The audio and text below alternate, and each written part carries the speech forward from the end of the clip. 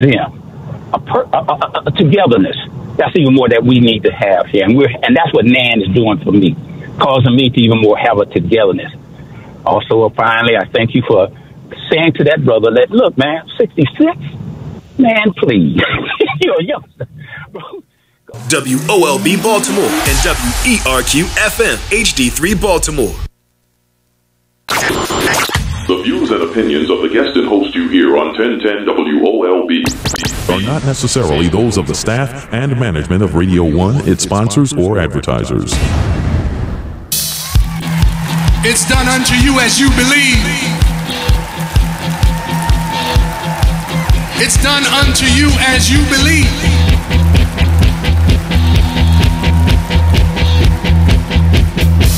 I'm gonna get there, yes, somehow. Push my way through the crowd. I'm gonna grab you by the hand to a place we will stand. No fear. You.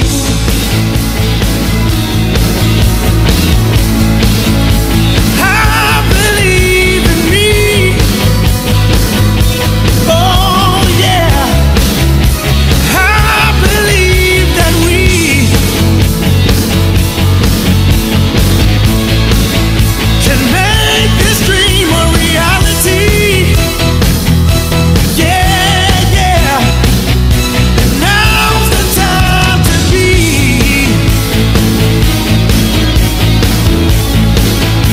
Now's the time for miracles. Oh, it's in my heart so deep.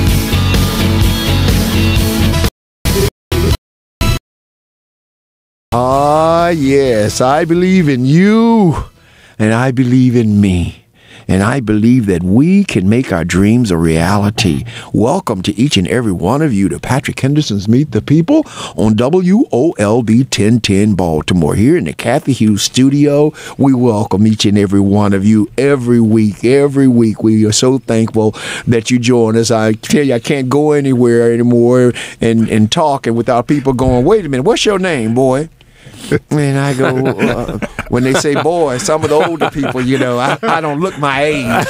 And they say, what's your name, boy? I say, Patrick Henderson. What? I knew that voice. I knew that voice. And I tell you all, there is not one that has ever approached me that did not say, thank you for giving us the information. You always tell us what's going on, and we appreciate it so much. So welcome again to each and every one of you. Please welcome my co-host, the brilliant, the wonderful, the soldier, the old soldier. I ain't gonna call him old because he's only old and his numbers. Just had a birthday. Just had a birthday, Mr. Leo Burrows Jr. How are you today, Leo? Well, praise the Lord and pass the ammunition for justice, decency, and fair play. Yes, sir. That's what we finna do up in here. And please welcome also Mr. James C. Morant. How are you today? I'm fine. Good morning, Baltimore. Welcome as usual. Brilliant, man. I tell y'all need to call somebody and tell them they need to turn on the radio right up in here longer now. And also another man who we could not do without because he's our legalese guru, can cite things that happen. He reminds me of Aaron Wilkes. He remembers stuff and he remember the exact citation. How about Aaron Wilkes? Oh, bless his heart. May he rest in power. We miss him so much. But please welcome Mr. Richard Terry. God, I'm having a brain fart. How are you, Richard? How are you, sir? I'm doing fine. Good morning, folks, and let the Inquisition begin. Yes, and it is about to begin. It is about. And first of all, we want to start the show off with one of our other soldiers who is not with us today, Mr. Marvin Doc Cheatham. As many of you might know, he lost his mommy last week, and if you've lost your mother, You know, that's just something that is just really almost debilitating. Yeah. Amen. It's almost, it just takes the life out of you. Amen. Almost, because that is your life. That was how we got here, was with the mommy. The dad had something to do with it, but most of the moms was the ones that stuck it out and stuck by our side. So when we lose them, it can be devastating. So Doc Cheatham, we want you to know I wrote on the funeral home, left a message for you there, because I knew you would be encumbered with so many things that you needed to do. But we, the Patrick Henderson's Meet the People anchor staff, we want you to know that our hearts and our prayers go out to you and your family. And we got cards and stuff here. We didn't hear from you today, but it's understandable. But we want you. We love you, and we are with you every step of the way. In fact, we're going to talk about you today a little later with these HBCUs, because we know there's something coming up. I believe it's this week at the state legislature. That's right. And we want the people to know about it so that we can participate and help you with that. I want to start today's show off on a lighter note. Lighter in that, as you all know, all of us are avid readers here. And there's a young man that I met on Facebook, I guess 4 or 5 years ago. And he had just recently been gotten out of prison. And you know, I just encourage everybody. I just really do. It's just my nature to say, wow, man, you know, this is a new beginning for you, and we're so excited. He wrote so well that he kind of stuck out to me, because he, you know, it ain't easy to put words together, but then when you can do it so artfully, you know, it definitely catches my attention. And I talked to him, you know, via Facebook for a long time. And what he did was he came out of prison, and he went to get his real estate license. And they told him he couldn't have a real estate license because he was a felon. And he says, I ain't having it. So what did he do? He fought. Today, he is one of the top 5 real estate brokers in the city of Baltimore. Houses all up in D.C. He was just up last night booking a $500,000 house up in Washington, D.C. So he not only is his territory being spread, but God is blessing him, and he is blessing us, because he has written a book that is, I tell you, you're going to have to get this book. We're going to, please, let me shut up and just introduce him. Please welcome Mr. Alan Upshur. Hi, Alan. How are you? I'm doing great, man. Motivated. That's your word. You wrote a line that says, "Victory loves preparation." Absolutely. And you are a prepared person. He's so talented. He invited me to a movie premiere I went to last week. A wonderful movie called Shock Nation that was produced right here by his girlfriend, written by her and everything. And looked up there, and Alan was in the movie. And he never said anything to me. Yeah, she's a gorgeous girl and smart. And we had dinner last night. And just as smart as she can be, and a perfect compliment to Alan. Alan, we are so excited to have you here. I am especially excited because I can't put the book down. In fact, I couldn't find it this morning when I ran out of my house, because it was under the pillow, because I be reading your poetry. All his poetry. And you can just feature yourself. You can feel where he was when he wrote many of these poems, because he was incarcerated. He was in prison. And I'm just going to let him explain to you. He's a native son. Amen. And tell us a little bit. Who was your grandfather? Well, my grandfather on my mom's side, he was actually a pastor.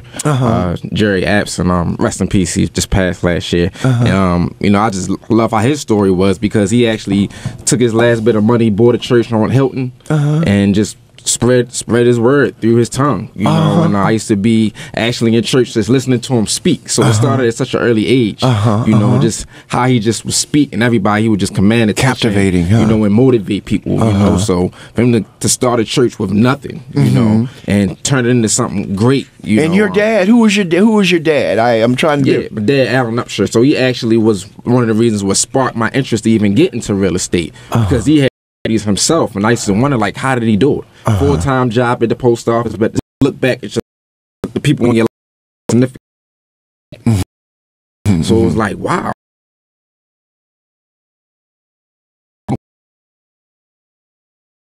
The real estate bug in you. with him to say, and because my voice was a little not so black in Dallas, he the secretary. I answered the phone, and it sounded like, he was going, yeah, Pat, you stay on the phones. You know what I mean? Because I had that voice, so he noticed it when I was a very, but I still to this day love real estate. But one thing that many things that struck me about you, one is you felt like you had disappointed your father because you ended up in prison. You were really protecting yourself when it was the reason that you ended up incarcerated. Am I correct? Correct. And even to touch more on that, because I've been incarcerated 2 times. So facing that attempted murder, not having no children, I thought about the legacy. Like, wow, my dad, I'm his only son. And for me to be incarcerated, facing life in prison with no children, I could have put an end to our whole legacy. So I really thought about the legacy, and it really hurt me. Like, I gotta get out of here because I gotta keep this thing going that he built. So I really understood all the hard work that he put into having all these houses that was left going to be for me and my sister. Definitely the second time. You can, brother. Eyes can't output. I'm coming for everything I ever wanted. Man, you're coming forward.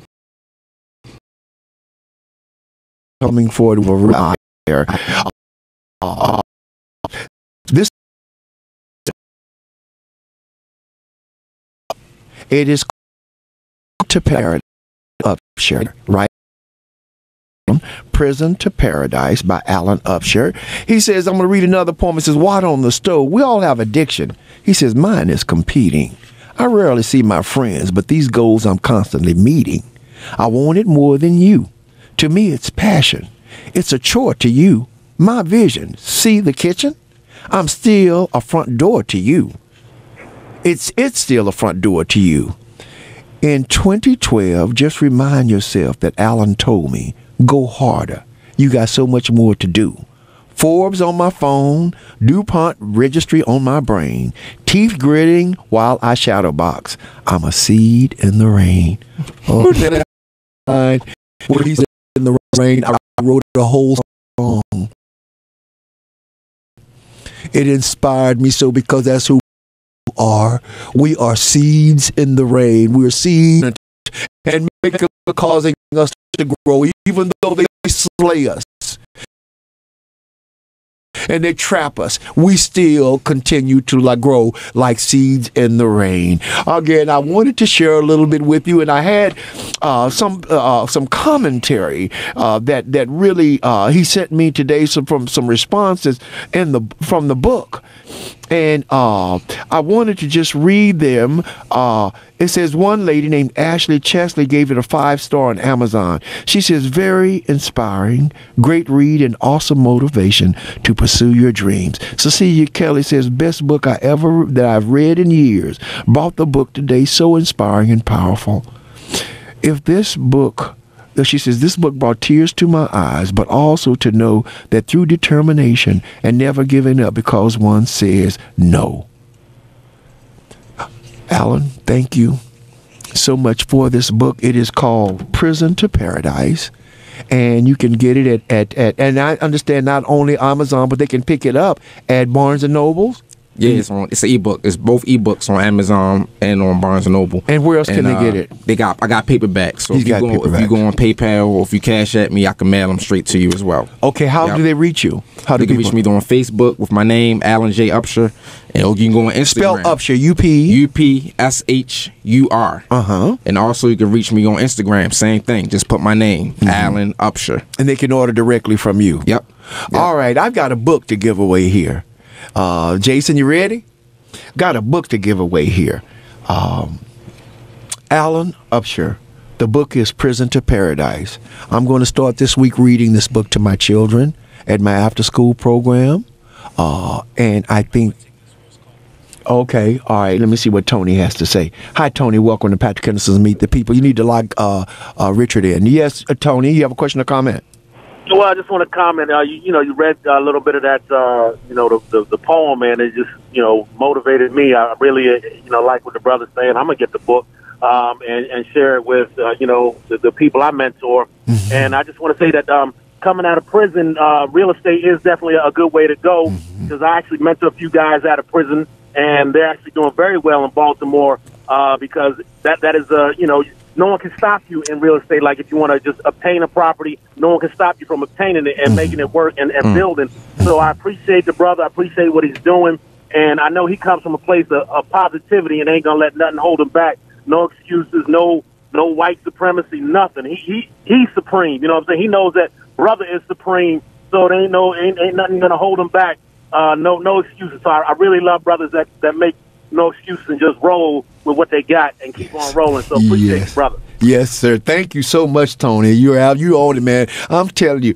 And the one thing I like about the real estate is ain't nobody standing over your back telling you when and what. Right. You manage yourself. Yeah, and that's so important. Yes, that's so important for us as black people. Liberty. We don't understand the power of liberty. And the first thing that it says in the Constitution, right, is that we have a right to what? Life, liberty, and the pursuit of happiness. Yep. Thank you so much. Right, go ahead, James. Just one comment. I looked at your chapter 1, and the first line is, prison is not a location, it's a mentality. Can you speak to that? Yeah, definitely. So the concept actually came because when I look at prison, when I look at paradise, a lot of times I looked at it like it was something I had to, or somewhere I was currently at.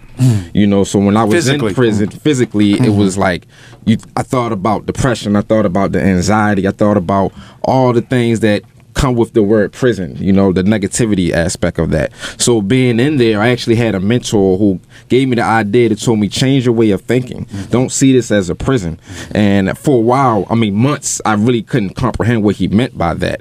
But then, actually talking to him and reading was my escape. Education really got me through. So when I was actually always in the law library, always reading, I started realizing that, wow, I'm really starting to learn myself. I'm really starting to find peace.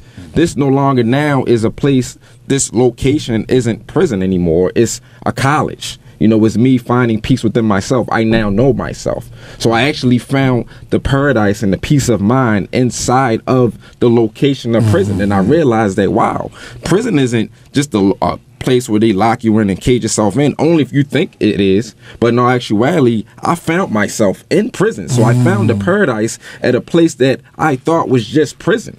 So I realized that all of this is a mentality. For an example I always like to use, like you might have a woman who's living in a mansion. You might look at that as paradise, but if she's getting abused by her husband day in and day out, that's really her prison. Yes. That mentality is all it is. Everything is a mentality. So I really found paradise and could give other people paradise while I was inside the location of prison. But it's all a mentality. Yes, it is. You said, I got wings, but I stay grounded like an ostrich. I put points up with the vets. Best thing to do when you're a novice. I have a sick grind. Yeah, it's pretty nauseous.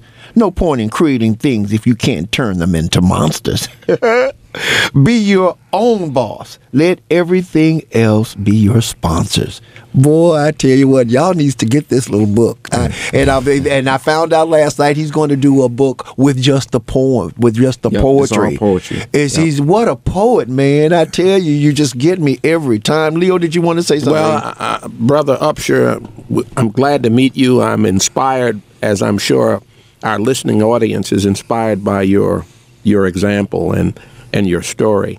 I hope you will consider becoming a member of Roots of Scouting Incorporated, of which I'm president and founder. We meet on the third Monday of every month. We meet tonight at 7 o'clock tonight at the Church of St. Cecilia on Hilton Street and Windsor Avenue. So I'm going to give you my card and hope that if you can't make it tonight, you'll communicate. We need role models for our children, our families and communities. And especially those that have lived it. See, I believe it was Goethe that said that he that relates the non-experience is a propagandist, and he that relates the experience is a prophet. See, when you bring in this read, I want you to come speak to my children too, because when they see, because many of their parents are incarcerated. I've got two boys in there that both of their fathers were killed at the downtown. What's the name of that place down with the prison downtown, the jail downtown? Supermax. Is that? No, you're talking baby booking. No. What's the one where they take them in? Where they take people in? Booking. Central booking. Two of them. Okay. They lost their fathers, were killed down there. And you should see these boys, man. I talk to them every chance I get, and they're trying so hard, but it is so difficult. You know, and I didn't even know one little boy, I couldn't understand him, and I gave him a ride home one day, and he told me what happened. I said, have you had any special cleaning? Has anybody taught? No. To help with the trauma that they're dealing with. So bringing people like you in who can come and address it is not only going to be a blessing, but I tell you, it is much needed. And that's where we come in as community. Yes, we have to step up. We can't expect the political establishment or the corrections department. Half of them need to go to jail. Or the corrections department to always have the sensitivity that we must have as community activists. Yes, no, you're absolutely constructive right. There's community always the opportunity for redemption. Yes. And Alma, that we go through on a day-to-day basis. So, In Vogue used to do a song called "Free Your Mind" and the rest will follow. Yeah, we got rest, right? we have to do more of that. So I really appreciate you. I'm going to read this, and I want to close with this poem. You said, behind the scenes, the sun in my left hand and the mud in my right. I stumble but never fumble. I hold on to it tight. I hear the buzz coming away more than friends' voices. Be average or be great. All depends on one's choices. Addicted to the pain because of all the joy created after. My life is a movie, babe. I get better by the chapter. Woo-hoo! Woo-hoo! You know, all I need is my Hammond B. All I need is my Hammond B3 organ right there, and the church would be going in. Okay, talk your talk, Alan. Go ahead, Alan, with your bad Again, self. the name of the book is Prison to Paradise by Alan Upshur. You can get it at Amazon.com. You can get it at Barnes & Noble. You can go to his Facebook page, Alan Upshur, UPSH, order directly. We're going to take the fifth caller at 410-481-1010. The fifth caller at 410-481-1010 to get this book. You want to have this book. I'm telling you, need it. And it ain't but 46 pages for all y'all who don't like to read very much. Okay, it's not too long. It's just perfect. In fact, you can stick it in your purse, you can stick it in your backpack, and you can read it on the bus or wherever you got to travel to try to get where you're trying to go. But I highly recommend this book, Prison to Paradise by Alan J. Upshur. 481-1010. The fifth caller will be the one. Congratulations. Thank you, Alan, for agreeing to come on. I really appreciate it. Yeah, and the people are going to be blessed because I'm power blessed. To the people. Yes, sir. Power to the people. All right. Thank you so much. We are going to keep moving here. We got a heavy program, a full program. So many things are going on here in the city. First of all, I'd like to let everybody know that there is a program, YouthWorks private sector participants. YouthWorks private sector program, hospitality, office administration, industries. Youth work participants are paid at least the minimum wage of $10 an hour for at least 25 hours a week. Companies have the discretion of hiring the youth directly. If you are a youth between the ages of 16 and 21 years old, interested in healthcare, construction, hospitality, professional services opportunities, willing to participate in job readiness training before being referred for interviews, maintain a positive attitude, and smile, please join us on March the 23rd at 9 a.m. at the Delta Lambda Foundation Outreach Center. That's 1501 North Dukeland Street, Baltimore, Maryland, 21216. That's the Delta Lambda Foundation. This is the youth outreach program. If y'all got some young people, the age of 16 and 21, they just sitting around the house and they disappearing and you don't know where they're at, you need to pull them into this program. If you are interested in participating, they definitely have the room for you. $10 an hour. Family, let's do something. We got to get our kids. We got to pull them in. We got to let them know we care. And quit putting them down so much. That's all we do to them too many times. So when you put them down, you end up getting the result of they don't have no more get up and go. Encourage come home late at night, say, baby, where you been? I was worried about you. Come here, I love you. I want you to know I love you. Start letting them know that they are valuable to us. And you let them know how valuable, then they'll consider themselves more valuable. And if they consider themselves more valuable, they will think other people are more valuable. It is a great approach to bringing in our young people. We got some other things we're going to talk to you about. Got the winner? Hey, Marcus. Are you there?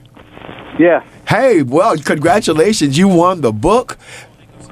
Don't hang up, and man, I tell you, you're going to enjoy this book. I promise you are going to enjoy it. Alan, his name is Marcus. Marcus, okay. And we're going to, Marcus, don't hang up. We're going to get all your information, and we're going to make sure that you get this book. And after you've read it, I want you to call me back and tell me what you thought about it. Hey? I sure will. All right, Jason. They need to do what all they really asking right now is that they know how to smile. Okay. Amen. That's all. That's the only criteria I hear is that they show up and know how to smile. So again, that's 1501 North Dukeland Street. That's Baltimore, Maryland 21216 for March the 23rd from 9 a.m. to 4 p.m. Thank you, Brother Mark C. Cannon, for getting that information to me this morning so that we could get it on the air. Alan, I want you to stick around if you can. Yeah, I am. All right, great. He ain't going nowhere. He ain't going nowhere. I know that's right. Check this out, y'all. So much is going on in the city. Police and guns in public schools. I want to start with that one. First of all, a bit of a commentary from my part, an outrage that people would think that the police shouldn't have guns in our schools. With all the crazy things that are happening around the world, and not only around the world, but right here in America, what's to stop some crazy white nationalist nut for walking up on the school grounds with our children? He don't even have to come into school. They could be in the playground, and he could just mow them down, and nobody has a gun to stop him. What are we thinking? To think that the police do not need guns in our school. For those of you who say our children don't need to see them, what the hell are you talking about? They see them every day. They brothers, they sisters, and probably you got a gun in your house. So why do you have a gun in your house? Who are you protecting? You're protecting you, yours, and your property. Am I right or wrong? I'm right. Patrick, let me give you this, because let's start putting names to that decision. Yes, sir. Yes, let's put the names. The biggest one is Slick Nick Mosby. Not surprised. He voted against it, and Douglas is sitting right in his district.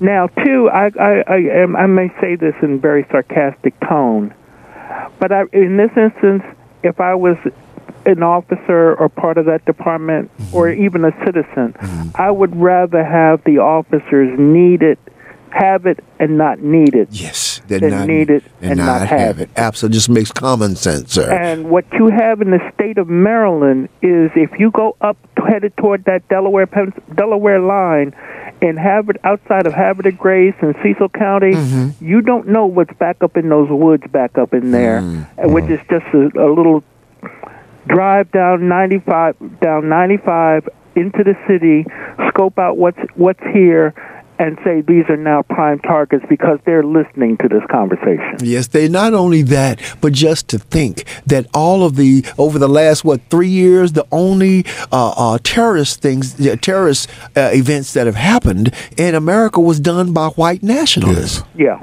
This is the part that we act. Why do we feel like that they wouldn't do it to us? They hate us. Well, so why what? Here's another thing for you. Many of the people who are now voted yes on Hopkins and no on Baltimore police. Now, what that tell you? Why don't you tell me what that tells you? I tell you what it tells you. It tells us that white folks is more valuable to white folks than we are black folks is to black folks. Off. That's what it means. Well, but not only that, but we're paying for it. That's what many of you that think that this. I believe that John Hopkins should have its own police department. But do you all realize that $10 million a year is coming out of our pockets to pay for it? At least. At it's more than that. OLB Baltimore and WERQ FM HD3 Baltimore. Brought to you by Live Casino and Hotel. Whoa, what happened? Oh, it did. Okay. All right. You're listening to Patrick Henderson's Meet the People on WOLB 1010, and we will give a disclaimer here. We talking for us up in here. We ain't talking about the company. None of our ideas represent them, but common sense hopefully will prevail. And welcome back for that unsurprise. But see, it's automated now. They controlling it. Oh, Lord. Okay. Well, I have a great concern in that the Baltimore City School Police are, is a separate force from the Baltimore City Police Department. Right. The Baltimore City School Police are not under a consent decree. The Baltimore City Police Department is under consent decree. Well, that's a misnomer.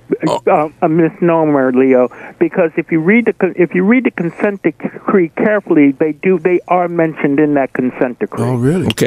Okay. The other point I want to make, I think I'm accurate, is that 97% of the Baltimore City School Police are black. And 80% of them live in Baltimore City.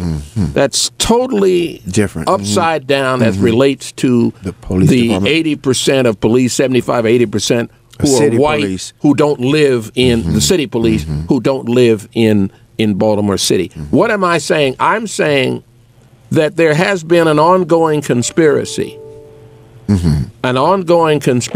to ensure that black people who are responsible gun owners, who are certified police officers, be disarmed.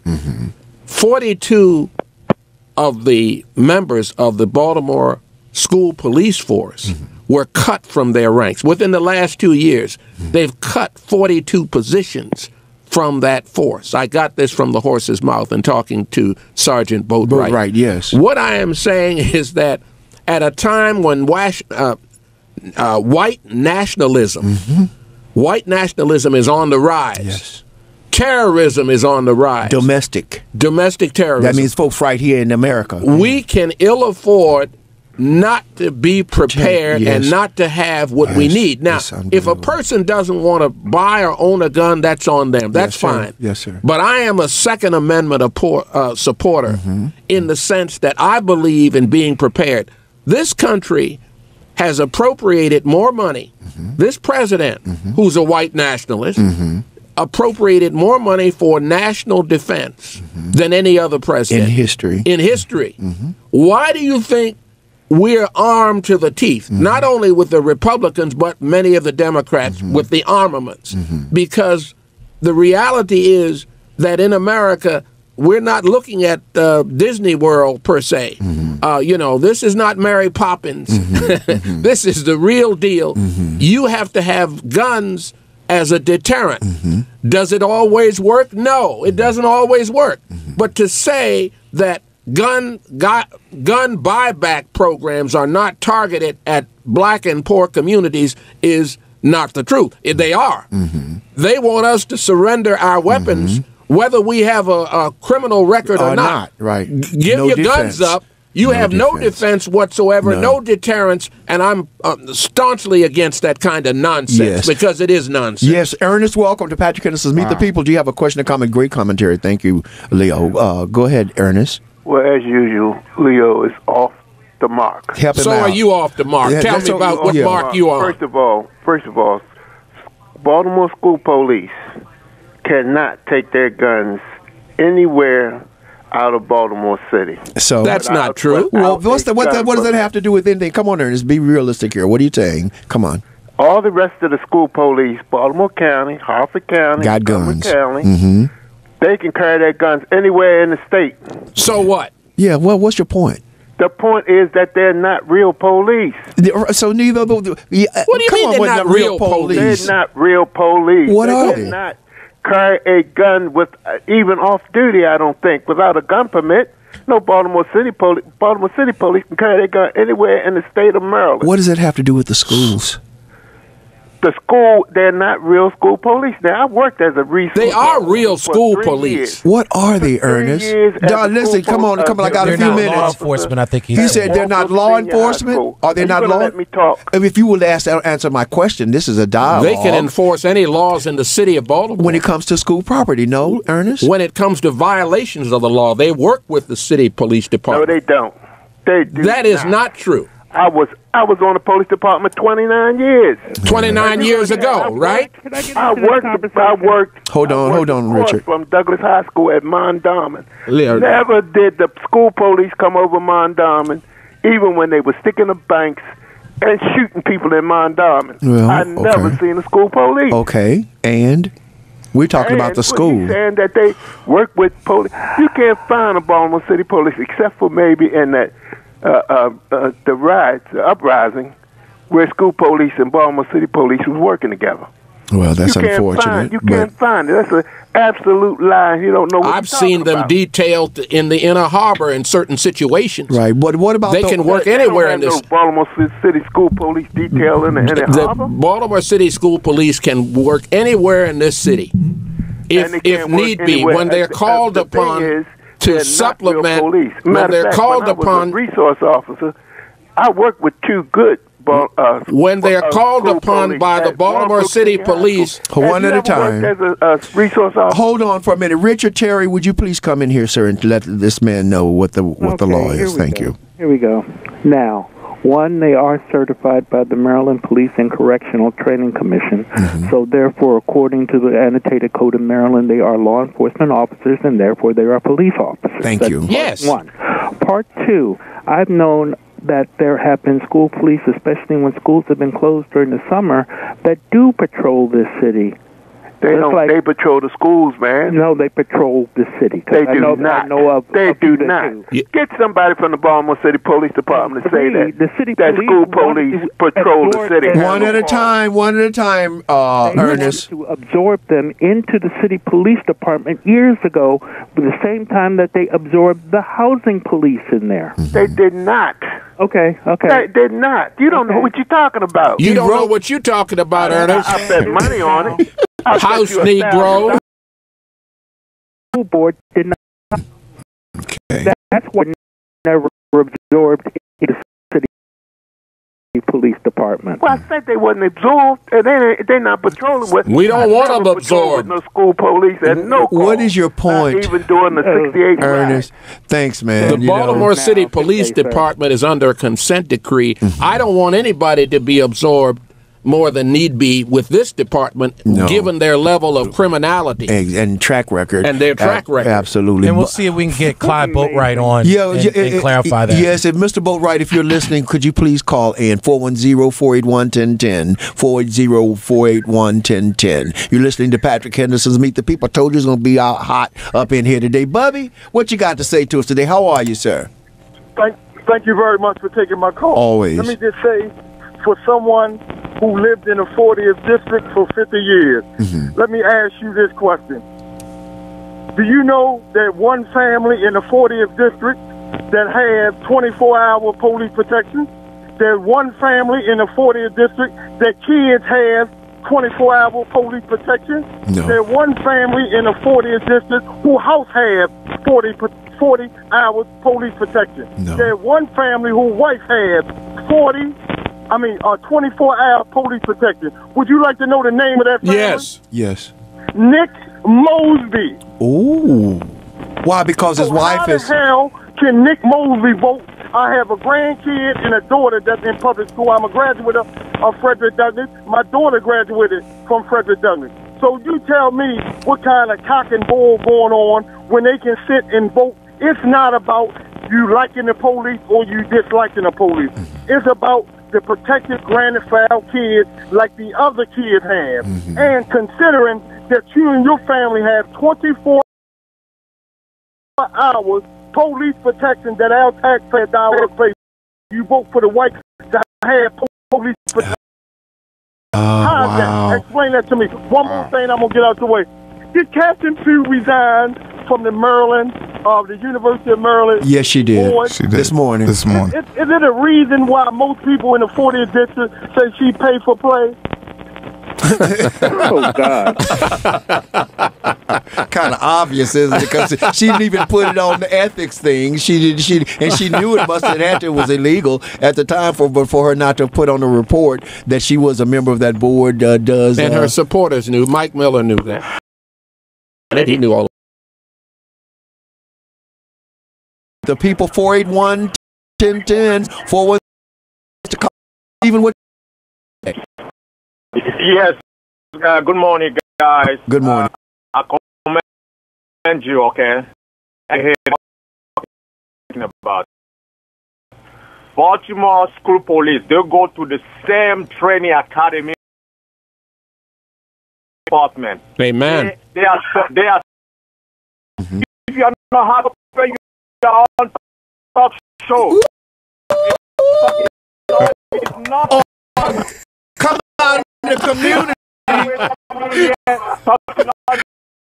Craziness stuff. Yes. Baltimore School Police, they have the same. They go to the same training academy with the Baltimore City Police Department. You can go look up, okay? And me also, Mr. Mosby, he's a disgraced man to vote against it. He have a 24/7. Yes, sir. 24/7 police security in front of his house all year long, okay? Yes. To vote against our people. Unbelievable, isn't it? Unbelievable. Listen, thank you, Stephen. Stephen, thank you so much, and you're absolutely right. But we got the man, not but. We have the man who knows all about it. Please welcome Mr. Boatwright. How are you? Welcome, sir. You are welcome here. Okay, help fill us out. Good morning, Sergeant. Good morning. Tell them about it, Clyde. Good afternoon. I just joined the conversation. I was told that there was a healthy conversation on 1010, which is my favorite station that I'm always tuned into. But I was doing an interview with another media outlet, and I was told to call in. And who are you? Tell the people who you are. Yeah, my name is Clyde Boatwright. I'm a Baltimore guy who just happened to be. How you doing? Around the jurisdiction of the Baltimore City School Police and their right to carry weapons outside the city of Baltimore as well as in the city, and their right or their ability to arrest people who commit crimes within the city of Baltimore. We just had one of our retired police officers to say that you guys don't have the right to do this, that, and the other. I know to the contrary, but you put us on the right track in that regard. And Sergeant Boatwright, the question was whether or not Baltimore City School Police was assimilated into Baltimore City Police Department, just like the housing police were. So, to answer that question, we have what is concurrent jurisdiction with the Baltimore Police Department. Happening simultaneously, yes.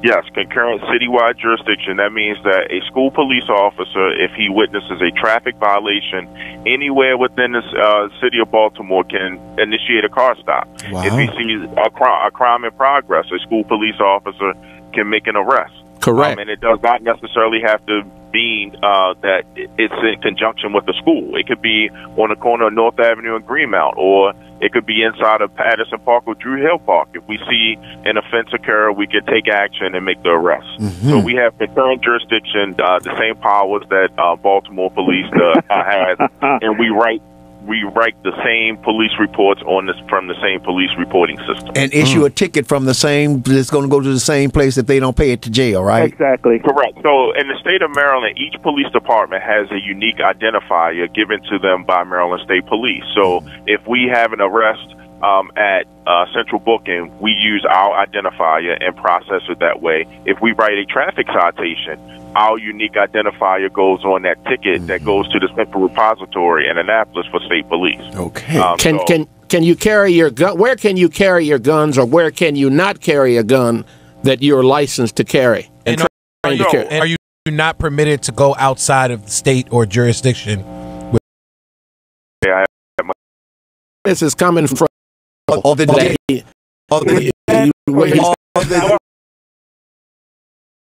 derriere of his lower part. He's just ignorant. Sergeant Boatwright, do you need any special permit or anything to carry outside the state, or just your authority as a... 16 is the bill that under Congress that it was a part of the Patriot Act under George W. Bush. Before he left office, he actually allowed all police officers in the United States as they can carry across state lines, and it was the idea behind it is you can take action.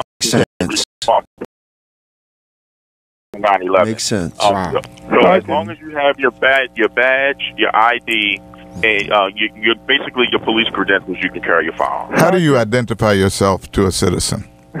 Yeah, Sergeant, this is Richard Terry. Hello? Yes, how you doing, sir? I'm doing reasonably well. It's been a long time. Yes, sir. Yes, sir. Now, what you're talking about is that reciprocity part of the Patriot Act. Correct.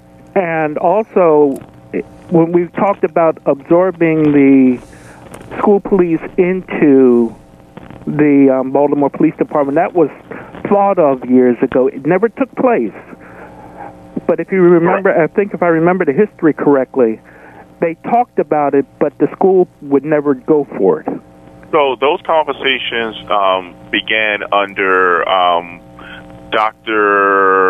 it was after Bonnie Copeland, Dr. Charlene Cooper Boston, Mayor Sheila Dixon. Wasn't Alonzo then in place then? No, this was before Alonzo when the initial conversations were had. And then there was discussion when Alonzo came around as well. But the school board wanted to continue to have control over a police department. Alonzo was the former school superintendent, correct? Correct. Okay. That's correct. Mm-hmm. Correct. All right. Okay. But see, that's what I was trying to say. That the discussions were held, but they never came to fruition during that period of time. Finalized. That's correct. Yeah, they never materialized. Well, here's the problem. In order to, when we went through this with the housing police in Baltimore City, City Council had to make special provisions to close the gap to allow the housing police that went through Baltimore City Police into the pension system, the fire and police pension system, because as it stands, it's closed. So if those discussions were to happen with us, you have 85 people that you would have to vote on via City Council bill to go into the fire and police pension system. Here's where it gets tricky. We work in, we are part of the ERS retirement system, which is a non-contributory fund. So without belaboring the conversation a long way and getting to the weeds with it, the city would actually have to accept that and pay the pension benefits for year for every year that the employee would come over with, and that's when we get into the tens of millions of dollars. Okay. If we were talking about bringing people. All right. We're gonna let's keep this moving because we got a couple other topics, and people are calling. The lines are full. This is James Moran. I just want to know. You said you have jurisdiction. You can make stops and things like that. And my question is, how do you identify yourself to a John Q. citizen, or is there a need to? When you're talking about, like, if I'm on a car stop, like if I'm riding down the street and I see a car stop, I'll identify myself as Sergeant Boatwright for Baltimore City School Police. Mm-hmm. Okay. And that's sufficient. I guess my problem is being on the receiving end of the police coming to my car or to my residence. It seems to me as if sometimes there would be a difference in my level of respect and regard. Well, you check this out, especially now since they know that he probably ain't got no gun. Right, so you know, okay, here's Sergeant Boatwright. All right. Can we lock him in, Jason? Can we lock him in? I want to get some other calls. Jason, can lock Sergeant Boatwright in, and I'm going to take some more calls. You ready? He's locked in. Yeah. Hold it. Can you hold? Are you good, Sergeant? Yeah. All right. We're going to go to Uncle Fred. Uncle Fred, come quickly. Question or comment, sir? According to Maryland law, the Baltimore City School Police Force is primary agency responsible for policing property owned, leased, and operated, controlled by Baltimore City Public Schools. That's what I'm reading right now. From where? From the Baltimore City School Police website. That doesn't change the fact that they have concurrent jurisdiction to enforce law. I'm going to read that to you. They receive the same basic academy training as Baltimore City police officers. We know this, Fred. We just already said this. I know, but this gentleman that called a couple of calls back, you know, he's the guy that keeps saying that shooter killed himself. But if you read the report, they found blood splatter on his sleeve, indicating his arm was somewhere near the gunshot. Well, we know he's suspect. Fred, what else you got for us? I'm sorry to rush you, but the phones are just clogged up. Well, I just want to agree with tell you where you can find this in writing about yes, sir. the law. We appreciate that. And well, at least on today with Uncle Fred, we're on the same page. You have a blessed week, sir. Let's keep moving here. It ain't usual, bro, Uncle Fred. You know it ain't. Mark C. And welcome. they calling for snow today too. They calling for snow today. Hell is freezing over, right? Snow is in Ernest's brain. Let's go, Mark C. You have a question or comment, and thank you for calling me this morning and sending this information about the youth fair. How are you today, sir? No problem, man. I'm good. Great show. I'm glad you got Sergeant Boatwright on there, Pat, because this is serious. It is. This is not back in the day. It's not back in the day.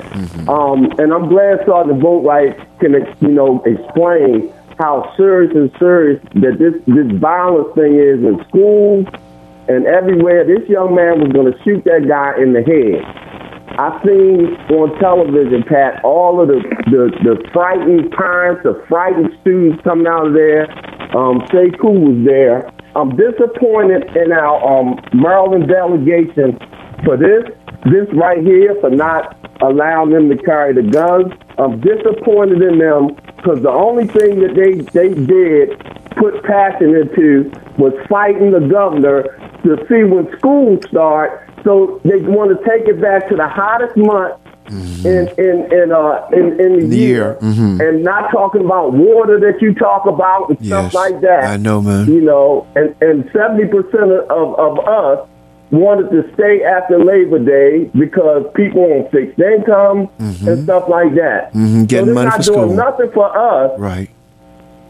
That they just want to, fight with the man, and I'm sick of it. Yeah, you're sick of it too. I wonder if maybe the mayor might show her. I'll talk to y'all later. All right, might show repentance, and that $500,000 she made from the book, she might contribute that to putting water filters on the school systems, and so our kids can go and drink from the fountains. Maybe she'll do something gracious like that. You hold that thought. Hold that thought. Yeah. Okay. Thomas, welcome to Patrick Henderson's Meet the People. Do you have a question or comment, sir? Yes, I'm big brother Patrick, guys. Good afternoon. Good afternoon. Could you get off your speaker?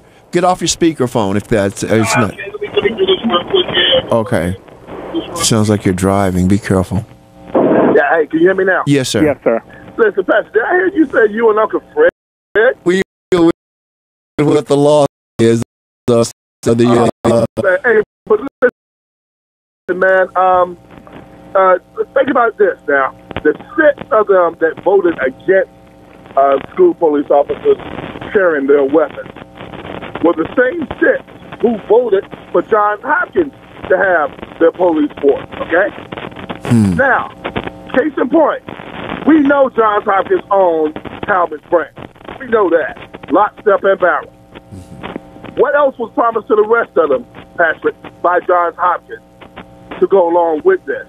And you mean to tell me they can't see how our black boys and black kids need to be protected? Strange. Rather than to protect a white institution like Johns Hopkins that can afford to pay for anything? Who were they? Can you give me the 6 names? The names? Yes. Mosby was one. Mosby? Another female who was from the 40th district was 2. Who? A female. I forget her name. I think Learman, I think. Brooke Learman? Brooke Learman was one. Brooke Learman. Wells, I believe her name is. Wells. Keep going. But I can't remember the other 2. Okay. Someone said Antonio Hayes? Antonio Hayes. And Antonio Hayes. Well, that's in the Senate. We're talking about I don't care where they at. And well, the other one was Nick Mosby. Nick Mosby was one who voted against school police. But then they all voted for Hopkins to have police. They all were unanimously voted for Hopkins. I'm just shocked, especially at Tony. Cory Booker. Cory Booker did too? Am I getting the name right? Right, Booker. McCray. Booker was another one. Cory McCray. I'm sorry. Yeah, okay. I'm getting Cory McCray. Shock okay, again. we know it's Cory. Okay. Well, I think we need to be certain on who voted for. Yeah, and who well, voted we're going to get them on Jason. Let's see if we can book them for next week. He's giving me the hands up. We're going to get them on the air to explain. What needs to be exposed is who voted for Hopkins versus who voted against the city. Mr. Leo, hold on. Go ahead, Thomas. 6 of them voted for Hopkins. Okay, and then all 12 of us all 12 of them unanimously voted for Hopkins. Yeah, that's what we just said. Some of them voted against the Baltimore City school police officers carrying All right, hold up for a minute, Thomas. 410-481-1010. You got a question or comment, you need to be called because we're finna switch subjects here in just a second. But Mr. Boatwright, you have the mic. Go ahead. Yes. I have the list of the people that voted against school police and the people that voted for Hopkins. Okay, that's what we need to hear. That's all right. So the people that voted for school police were Delegate Cheryl Glenn, Delegate Kurt Anderson, Delegate Talmadge Branch, Delegate Frank Conway, Delegate Keith Haynes. They were supporters. They're supporters of school police. School police, okay. Yes. Who voted against school police? The people that voted against school police was Delegate Attar, Delegate Regina Boyce, Delegate Tony Bridges, Delegate Robin Lewis, Delegate Brooke Learman, Delegate Maggie McIntosh, Delegate Nick Mosby, Delegate Sandy Rosenberg, Delegate Stephanie Smith, and Delegate Melissa Wells. Melissa Wells, okay. Okay. So, Dr. Boatwright, those ones that voted against the school police, did they vote in favor of Johns Hopkins? Okay, so the House Hopkins bill, these are the people that voted to support the Hopkins bill. Delegate Glenn, Delegate Kurt Anderson, Delegate Delia Attar, Delegate Talmadge Branch, Delegate Frank Conway, Delegate Keith Haynes, Delegate Brooke Learman, Delegate Maggie McIntosh, Delegate Sandy Rosenberg. Where's Antonio? Yeah, no Antonio Hayes or no Corey McCray. Yeah, Delegate. Senator Antonio Hayes and Senator Corey McCray, they're on the Senate side. Okay, right. The school police bill didn't cross over because it didn't get okay, so because I don't think they would vote for that. I don't think so. Well, look at somebody. They're rolling their eyes at me saying, "You'd be surprised, Patrick. Don't be so naive." Yes, go ahead. On the $500,000. Hold on, Thomas. Go ahead, Sergeant. If you compare Delegate Learman, Delegate McIntosh, Delegate Rosenberg, they're white. They voted, Delegate Attar, they all voted to support Hopkins and voted against school police. Unbelievable. Unbelievable. But now I wonder what's going on up in Park Heights and Upper Park Heights. Aren't those synagogues, aren't there schools and stuff? Don't they have police? They don't carry guns up in that area? Yeah, they have Baltimore City Police Department up there. Baltimore City Police. Say Baltimore Police, and they have a private security company above Northern Parkway that patrols that. But they vote against police for our children. They don't need it. Who can help me to understand this? Sergeant Boatwright, I believe that there's a conspiracy to eliminate the school police. That's my own personal view. Didn't come from you or anybody else. They've cut your numbers by how many? 30, 40 within the last 2 years? We went from 142 employees 3 years ago to now a maximum of 105, and we have 84 people currently that are school police. We have vacancies that we can't fill, and now we have police officers who has low morale, and they're looking at other options.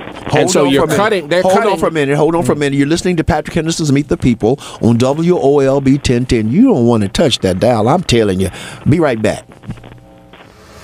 The new 1010 WOLB with talk in the day and soul at night. Turn up your radio and share with all of your friends on Facebook that there's a new program on WOLB called Rebuilding Families with host Dr. Clarence Davis. In these changing times, it's time to connect and pull through. Dr. Clarence Davis brings his expertise and special guests to highlight how we can make life better for all. Topics include domestic violence, depression, self-imaging, and much, much more. Rebuilding Families host Dr. Clarence Davis is renowned author, keynote speaker, and workshop presenter. Tune in every Tuesday at 10 a.m. on WOLB 1010 a.m. right after the Larry Young Morning Show. Rebuilding Families with host Dr. Clarence Davis is a program that provides a call to action for all, calling the faith-based community, calling the government, calling all grassroots organizations to listen in and call in to make great changes in the community. Call in for stimulating conversation on how to enhance life for you and your family.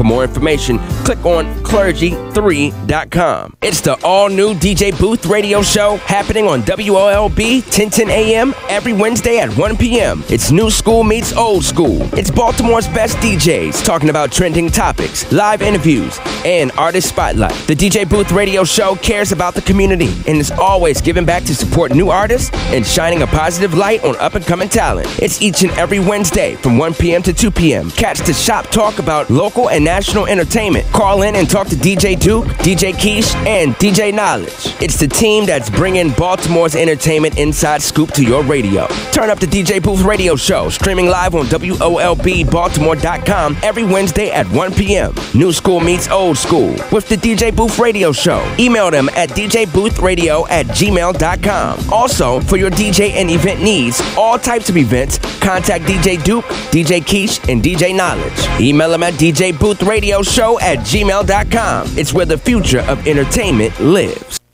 WOLB Baltimore and WERQ FM HD3 Baltimore. The views and opinions of the guest and host you hear on 1010 WOLB are not necessarily those of the staff and management of Radio 1, its sponsors, or advertisers.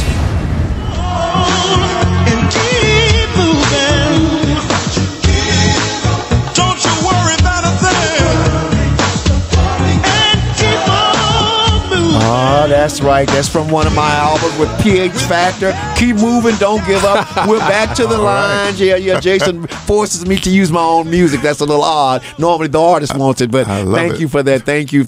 What were you just saying to me? And we're coming back to the phones. 410-481-1010. 481-1010. James.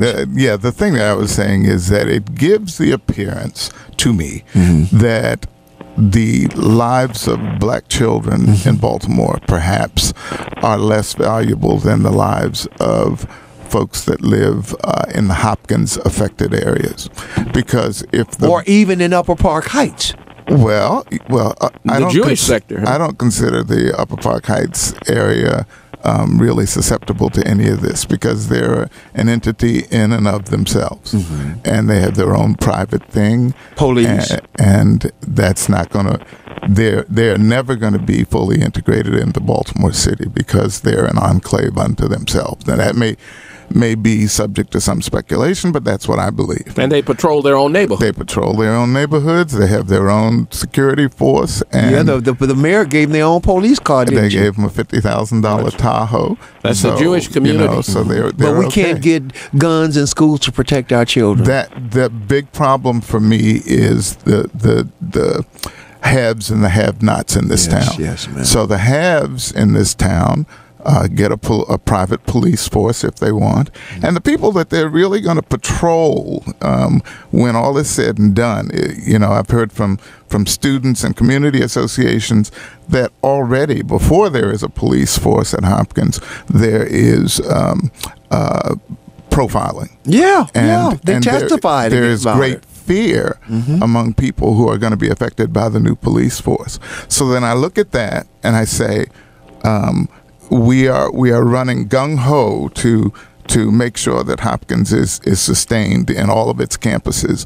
But then we look at the campuses of the students in Baltimore City, or the schools in Baltimore City, which is 80% black, and there's no action. It is just sad. And yes. Hurry up, Thomas. Yes. Hey, listen, they're doing this too, Patrick, because of all the money that Bloomberg is dumping into Hopkins. That money is finding its way. Well, the views and opinion I'm about to give is that of Thomas, not the Patrick Henderson. Come quickly, y'all. Don't go. We've got your disclaimer. What is it? Come quickly. That money is being funneled into some of these folks' campaigns. John Hopkins just gave the mayor $16,000. They just had it in the newspaper. Thank He's you so about much, Michael Bloomberg. But the thing that gets me is that all of you people who live in Sandy Rosenberg represents you. You need to call and ask him what's up with that. All of these districts these people that we just named, you don't sit on the phone and just get mad on the phone. You call these people up and ask them, what the hell is he thinking? They got their own private police departments up there. And another thing, contrary to popular opinion, Baltimore is not as poor as you think it is. I think the poverty rate here is something like 17%. And the fact the rest of us work, have middle-class lives, live decently well, and pay just as much taxes as them people up there in northern, and I'm going to call it crap, and thinking that we don't have these, we don't pay taxes, and stop letting these people put this bull crap on us. Drive down the street in the black communities and you find speed cameras on every corner. Drive up there in Israel and drive down Northern Parkway. Get to Loyola and see how many speed cameras you see. But then keep driving up to Morgan and you are greeted with speed cameras. So many speed cameras I took and turned off the block because I didn't even want to drive because it pissed me off so much. This is just discrimination. Until we stop letting these people run over us and treat us like we're nothing, they're going to continue to do it. Martin Luther King says a man can't ride your back unless it's bent, and that's what we need to remember. Keep in mind that Sandy Rosenberg, reminder, in 1999 was the delegate who went to the General Assembly, introduced a resolution to deregulate the gas electric services, and was largely responsible for those huge increases in suffering that occurred to the BG&E. Wonder how much he got paid for that. Well, he's been a good Lieberman all the time. Yes. Today, it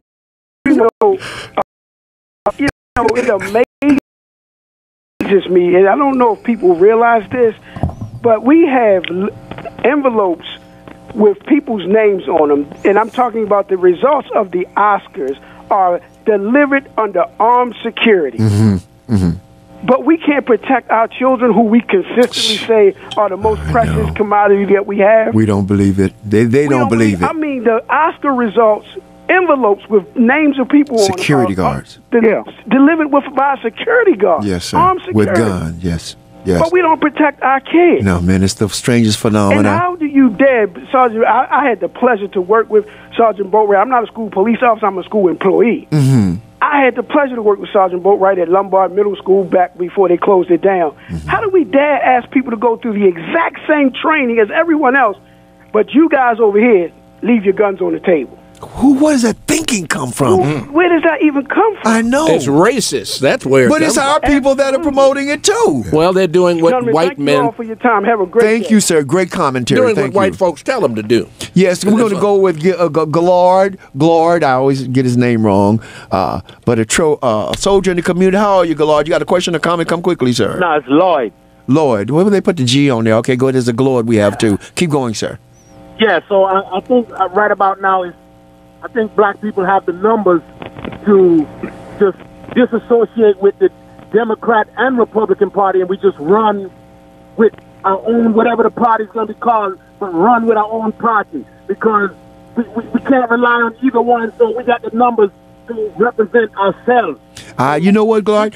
Lord, I believe the same thing. I've been trying to hook up with the Green Party because I think... No, hook up with no party. We come up... Sir, you must... Where are you from? Where are you from? Africa? Jamaica. You're from America? Jamaica. That doesn't work. It hasn't worked in your country either, has it? Hello? I know it hasn't. We're going to go to Rashid. Welcome to Patrick Henderson's Meet the People. Do you have a question or comment? Yes. Good afternoon, Patrick. Good afternoon, sir. I'm going to talk about the school police real fast. But okay. Before I get to that, I would like to congratulate our student athletes. We had Dunbar win the 1A state type basketball title. Yes. We had not Dunbar. Let me correct myself. We had Lake Clifton win the 1A. We had Poly win the 3A. And we had Pat Patterson win the 2A championship. No doubt about it. But how many of y'all look at its academia every Saturday morning? And look at the number of black children are now ending up in its academia. That's the one I'm rooting for. We know we're going to be athletes. That ain't the problem. The ones that I want to know about are the ones that are their brains. But thank you so much for reminding us of that. We applaud all of them. But I want y'all to start looking at its academia on Saturday mornings and see our kids that be up in there that knows what they talking about and winning. Diane, welcome, sweetheart. Sergeant, I know you're still there. Diane, you got a question or comment? Hey, Patrick. Yeah, come. Patrick, they had you preaching just now. Man, I'm telling you what, I'm gonna have to go and sack off in ashes after I leave here and go in here and pray for these people, because the Bible says these are the kind only come out with the laying on of hands. And if you lay your hands on people here in America, they put you in jail. So I'm trying to stay safe in jail, okay? But you know, Patrick, we've been saying this for a long time. They have protected everybody except for African Americans. Yes. And like you said, all the speed cameras you brought out both 3 weeks ago, and for me, because I got it on my what you call it, I looked it up and everything. And they said it's by capital to 25% or more of Baltimore City. It's rich. 25 per capita. Per capita. Rich, not middle class. But they telling us that we in poverty, and they got our children believing that, and have our adults believing that. So we have to do something to make it better, and let them know that they can do it. They can make it more like a Patrick Henderson, how he do the music with the children. You know, you're making sure that their talent don't go to waste. Yes. You know, and you making them believe in themselves, because if it's not music, it's something else. That's right. That's right. And I have to praise you for that. You know, and we have to keep fighting out here. You know, and the what you call it is not over. What they call it, the revolution is not over. I'm gonna tell y'all though. I want y'all to quit using that word revolution, because that means they're gonna bring in guns. I think that we are evolving. I think it's an evolution that's going on. You know, and I think we should use that, because when you say revolution, they feel like they got to go buy their guns. But if we say evolution, we are coming into who we are. Yeah. We're coming as unfolding in our spirits that we are more than they've given us credit for. When we invented civilization, civilization would not be where it is today without us. America would not hold its position in the world without the enslavement of our people. And when we understand that and stand up and straighten up our backs and walk with pride and call all these jerks who voted against the police. So what's the difference in protecting Israel and not protecting lower part Palestine? The mass shooting is always a white child, and they got the police in their schools. Yeah, because they think they're more valued, they think. It's even down in the, what's that, down in the eastern shore. No, man.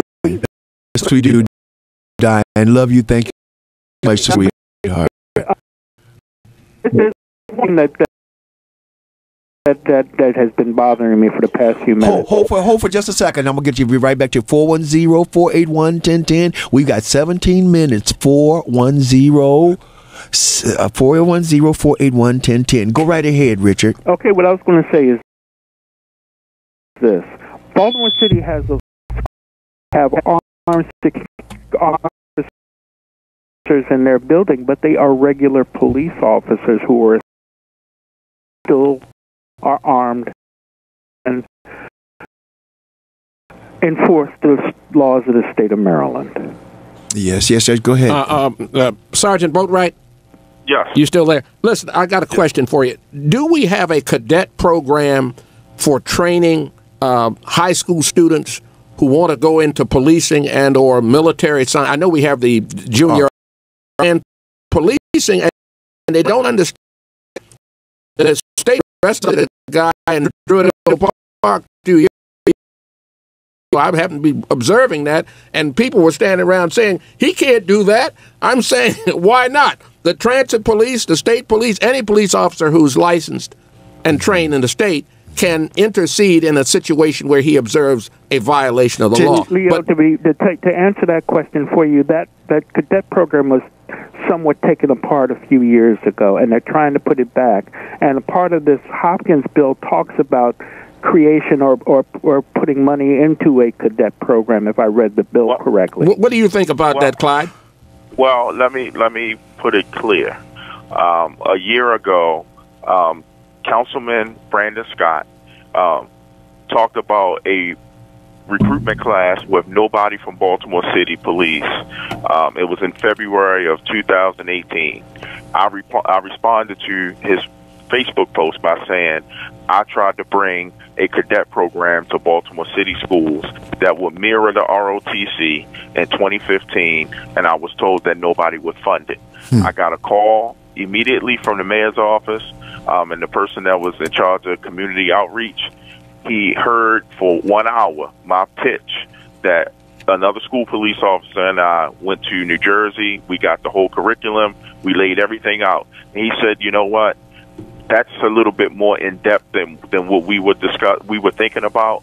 And we're going to defer to the police department's cadet program that they were going to try to start. We need a good, strong police, and we need to start, those who want to go into policing, it needs to start in the high schools and middle schools, because that's why we're in the problem we're having. Leo, there was at one time a criminal justice academy that was in Walbrook. Okay, I understand it. Yeah, and it was a 2+2 program.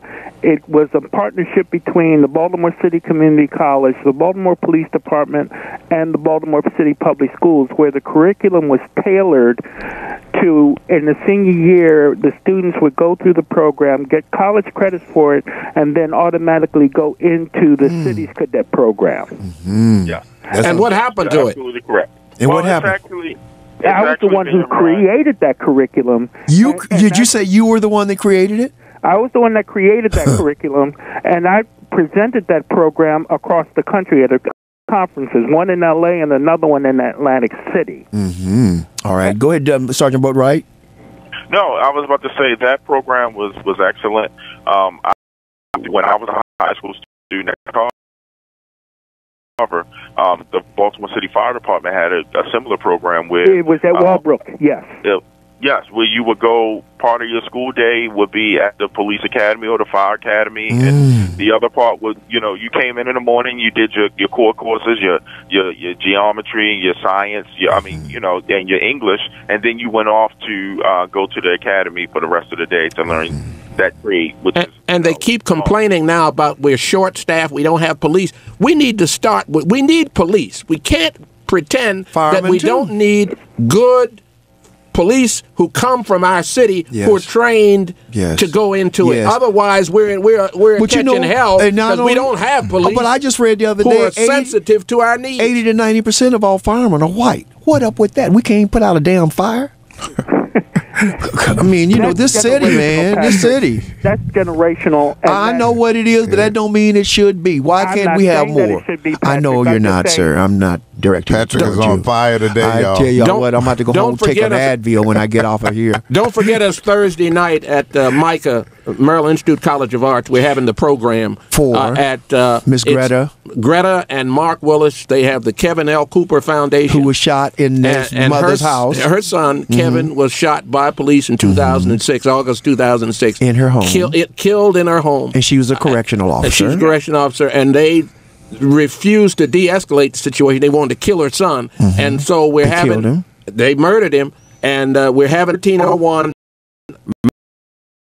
Mount Royal Avenue this Thursday night at 6 o'clock, 6 p.m. sharp, in the Brown Center, the Falvey Hall in the Brown Center. It's open to the public. It's free, and the film is called Serve, Protect, and Serve, Protect, and Serve, and Care. And that's this coming Thursday at 6 o'clock. We want the public to come out. The Baltimore City Police Department has been asked to attend. They haven't responded thus far. I've talked to Greta and Mark. The police are saying maybe they'll come. Why shouldn't they come, given the fact that they're under consent decree and they don't manifestly have the sensitivities necessary to demonstrate that they know how to work with the black and poor people of this city? They need to show their behinds up at that event. I will be there. I'm not on the panel, but they have a panel discussion, and it's a documentary. All right, thank you, Leo. And listen, y'all, see, the thing of it is that you ain't got nothing to do. You're going to be driving off there, getting up from work. Go up in there. Go up and sit and make your presence known. We don't realize just by being there. People go, quite a number of them up in here today. What's going on? We don't realize just how your presence makes a difference in changing these things. Every one of y'all, in fact, Jason, and this, y'all Facebook Live is going to be on Patrick Henderson's Meet the People, and I'm going to try to make sure that we can and list those names of all those people that voted against the police having guns, so that you can call them if they're in your district, call them and ask them what are they thinking, who persuaded them to do that, and why we think it's wrong. Because if it's good enough for their police to have guns protecting them, why aren't guns good enough for our police to protect our children? That is just the question. Amen. That is the question. And I'm just reading here, sorry, gentlemen, I will not be able to be with you on Monday. My mother's memorial service will be today. This is Doc Cheatham. I'm just seeing this, Doc. Amen. He says, please keep us all in prayer. He said the Maryland HBCU Advocacy Day has been canceled in honor and respect of deceased Maryland Governor Harry Hughes. Also, they changed that, so the day that we had planned to go down there, that has been canceled. It's going to be reset for the HBCUs for the former Governor Hughes. That's good to know. Thank you. We're praying. Come quickly. Okay, we can't hear you on your speaker, and we really want to hear what you're saying. Repeat what you said. Go ahead. Yes, now. Yes, go. Yes. High School, they have a fire EMS program, and right now they're being accepted about 14 students that are matriculating. Have not been prepared. You say at Douglas they're having an EMS training system. Dunbar. And because we can't understand you, I'm sorry to have to repeat what you're saying, but I think it's urgent that we hear this. And you said you have 14 students now. You need more, or what were you saying? Hello? By the way, they still have more white folks from the fire department than black, and most of those folks still live outside the city of Baltimore. It's not just a problem with the Baltimore City Police. Okay, Don, call me back. We really want to hear what you were talking about. Please call us back. And we got Hassan. Hassan, welcome to Patrick Henderson's Meet the People. Do you have a question or comment, sir? A comment. How you doing, Mr. Patrick? We're well. One thing they need, and we don't have, is a lack of love in the community. We don't love. And I feel like it's not our fault. We've been conditioned by society to be that way. Yes. We just have to get back to forcing the love. Yes, I agree. Force it. So I have a movement that I try to pitch at all times. Hashtag ABLE. ABLE stands for All Black Love Everywhere. I like that. If we can keep pushing that, just shoving it down everybody. How can we you want to put that on the air, because this will be replayed many times. We're up to over 500 views. I will put my phone number out there. So okay. I'm all about positivity and unity. I'm sorry. It's 443-319-3871. Anybody that's about uniting us as a people, black men, black women, older, younger generation, contact me. We need to get things going. Yes, sir. I'm not about profiting. I'm all about making an example for these youth. Yes, sir. For the older people that lost their way. Bless you, my friend. Thank you. That will be, and we will definitely be in touch with you. Jason, did y'all got that number? 443-319-3871. All right, you got it. And your name was what once more? Hassan. Hassan. Thank you, Hassan. God bless you, man, and all that you do. We welcome. Let's see if we got Don back here. Don, are you there? Yeah. So, yeah. Great connection. Great. Yeah, speaking of what you were talking about earlier, there has been a disparity with regard to African Americans' participation in hiring in the Baltimore City Fire Department. And right now, the fire department has a EMS program that is conducted at Dunbar High School. They have an excellent instructor, firefighter by the name of Harry Conway, who has 14 students right now in that program, and the program prepares those students for the test that they'll take for the fire service. They successfully complete the program when they graduate from high school and successfully pass the test. They will be prepared to enter the fire service, and they do spend time, and they expect if they enter the fire service. So one of the things that's being done to create more opportunity for young African Americans to enter the fire service and become successful. So I just wanted to put that out there. Well, you know what? I want to thank you, Don, but don't go yet. You know, because I work with children, one of the first things I ask them in the first few days of classes is, what do they want to be when they grow up, and how is that going to change the world? The two most noted positions that they would like is a policeman and a fireman. Those are 1 and 2. And to find out that 80% of the fire department is white, then you got to ask yourself, well, what all these kids, this is what they wanted to be when they were kids. That's a decent paying job. It's a really a safe job, but every now and then it's a fire, so you got to get up and take care of your business. And that fire department and Baltimore Police Department traditionally have been racist. They're still racist. We're fighting to change that paradigm. Got to keep the fight. Because they've still got people from outside the city who don't live in the city, who don't want to live in the city, but they want to be the occupying army to suppress us and do what we need. No, we've got to do for ourselves what has to be done for us. You want to talk on the show about closed circuit television that's all over the city being exposed and allowed for everybody to see it, because we noticed that when something happens on the other side of the of Northern Parkway or in the other enclaves that are not black, for some reason they got all these cameras to trace people from every route they go. But when Freddie Gray, we still waiting on them cameras, and all that area's got cameras, and they have never released anything on camera stating. So we're hoping that the commissioner takes that into consideration. The live streaming as a deterrent. Yes. Also as hot spots, but just open air drug markets and what have you. People in their neighborhood should be able to turn on that and just watch what's going on in their neighborhood. If they see something, they should be able to call the police and say this is going on, and just document the time that it is, so they don't have to go looking for it on the police.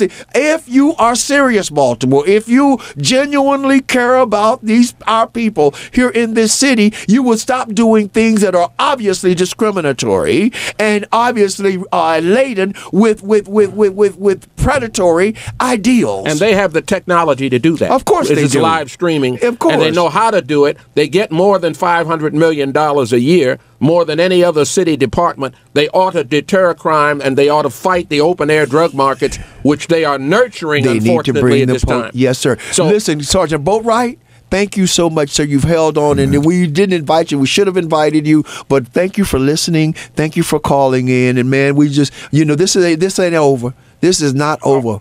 Okay. Thank you so much for having me. I really appreciate it. Well, thank you for being there. Sergeant. Thank you, sir. All right, we can drop him. Let me see. I think we got everything. I was trying to say. Don't want y'all to forget that Hopkins police thing is going to be $10 million a year in perpetuity out of the taxpayers' pockets. The richest university and most endowed university in the nation. The state is sending taxpayers' money. Taxpayer money to pay for their police. Every year, $10 million sent to Johns Hopkins. Yes. As a favored son of racism. Yes. And Mayor, we're hoping that you will do something to show repentance for taking the money for the books, and maybe help us put some water fountains, filters into our school system. God bless each and every one. She's not going to do it. Well, say goodbye, Leo. Goodbye, everybody. Say goodbye, James. Goodbye, Praise the Lord. Have a great day. Say goodbye, Richard. Take care, folks. And Alan J. Upshur. Don't y'all forget prison to paradise. You've been listening to Patrick Henderson's Meet the People, and what you're listening now to is a song I co-wrote with Michael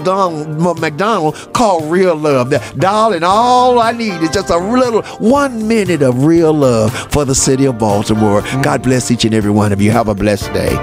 Darling, I know I'm just another head on your pillow.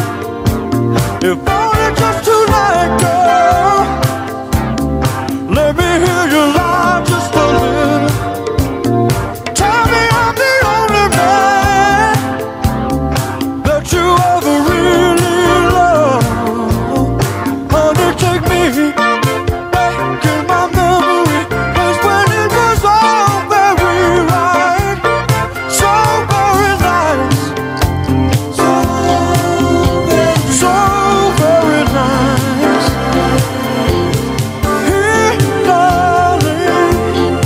WOLB Baltimore and WERQ FM HD3 Baltimore. Brought to you by Live Casino and Hotel.